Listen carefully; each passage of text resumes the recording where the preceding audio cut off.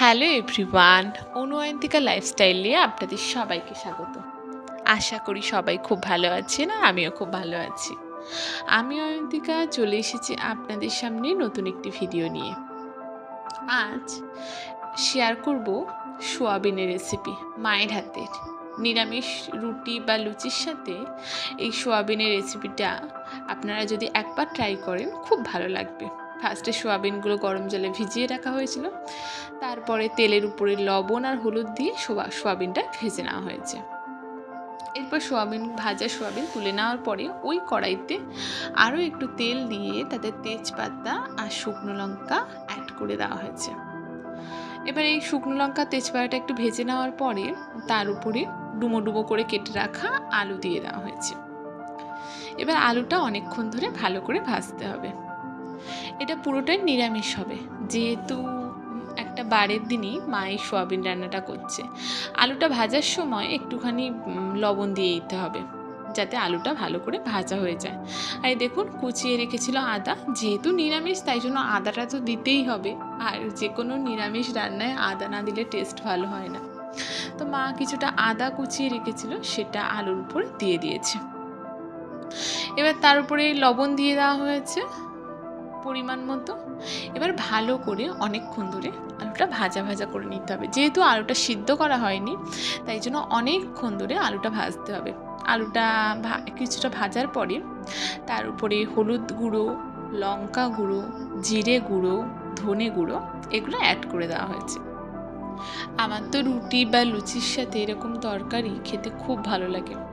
সেদিনকে বাড়িতে রুটি হয়েছিল, কিন্তু আমার যেহেতু একটু লুচি পছন্দ তাই আমি নিজে একটু লুচি করে নিয়েছিলাম, সেটাও আপনাদের সাথে শেয়ার করব। আর এই যে দেখুন সব মশলাগুলো অ্যাড করে দেওয়ার পরে এবার তারপরে আলুটা ওর সঙ্গে ভালো করে মিশিয়ে ভাজতে হবে। মা কুচিয়ে রাখা কাঁচা লঙ্কা ছিল সেটা দিয়ে দিয়েছে, খুব একটা গুঁড়ো লঙ্কা অ্যাড করেনি, তাই জন্য কাঁচা লঙ্কা দিয়েছে। আর আমরা একটু ঝাল ঝালই খেতে পছন্দ করি। এরপর টমেটো কেটে রেখেছিল, মা কোনো কিছু পেস্টও বানায়নি, টমেটো কেটে রেখেছিল, টমেটোটাও দিয়ে দিয়েছে। খুব সিম্পলের ওপরে কিন্তু টেস্ট দারুণ হয় খেতে। এই যে দেখুন প্রায় ভাজা ভাজা হয়ে গেছে। আর অন্য দিকটায় মা গরম জল বসিয়ে রেখেছিল, সেই গরম জলটাই তরকারিতে অ্যাড করে দেবে। তার আগে থেকে ভেজে রাখা সোয়াবিনটা আলুর মধ্যে দিয়ে দিচ্ছে, যাতে আলু আর সোয়াবিন মিশ্রণটা খুব ভালো হয়। এবারে ভালো করে মিশিয়ে নেওয়ার পরে মা এখানে গরম জল অ্যাড করে দেবে। খুব বেশি গরম জল অ্যাড করবে না, তার কারণ তরকারিটা মাখা মাখা হবে, একদমই মাখা মাখা। এই যে দেখুন খুব অল্প জল অ্যাড করেছে।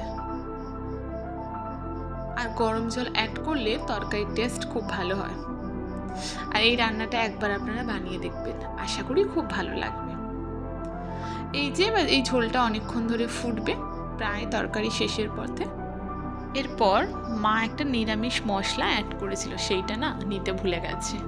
আর তরকারি প্রায় শেষ।